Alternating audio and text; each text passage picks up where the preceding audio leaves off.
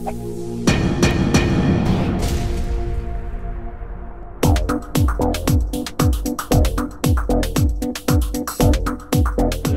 Smart Homes is het nationaal kenniscentrum domotica en slim wonen in Nederland. En als organisatie houden wij ons bezig met allerlei toepassingen die voor ons binnen de noemer domotica vallen. En domotica is voor ons een containerbegrip waarbinnen alles valt wat te maken heeft met technologie binnen een woning en binnen een gebouw. En dan moet je zoal denken aan energie, aan zorg, aan veiligheid, aan audio, video. Allerlei toepassingen die voor ons onder de noemer domotica vallen.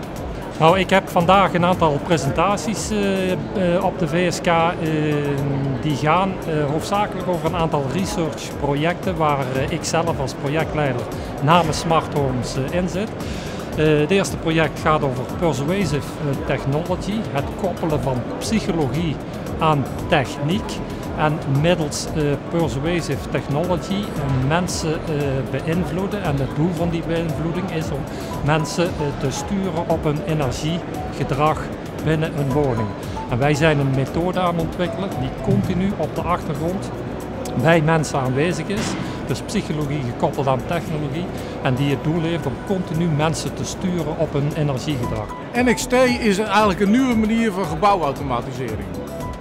Iedereen doet het op een standaard manier en wij hebben daar iets bedacht. Dat een klant, een eindgebruiker op een hele nieuwe manier eigenlijk zijn installaties kan beheren. Het mooie van het product is dat we verschillende apps hebben.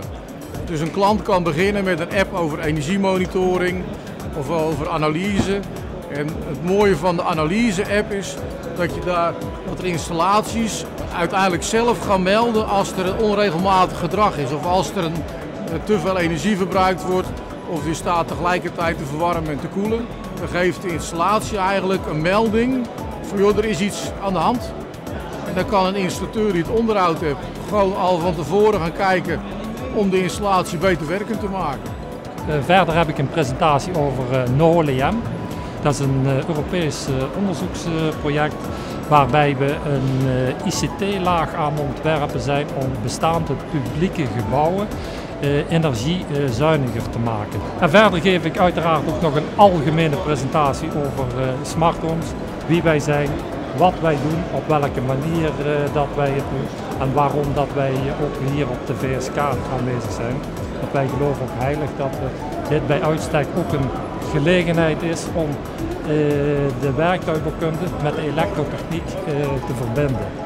Domotica is daar als het ware een paraplu-functie overheen voor die koppeling tussen de E- en de W-kant.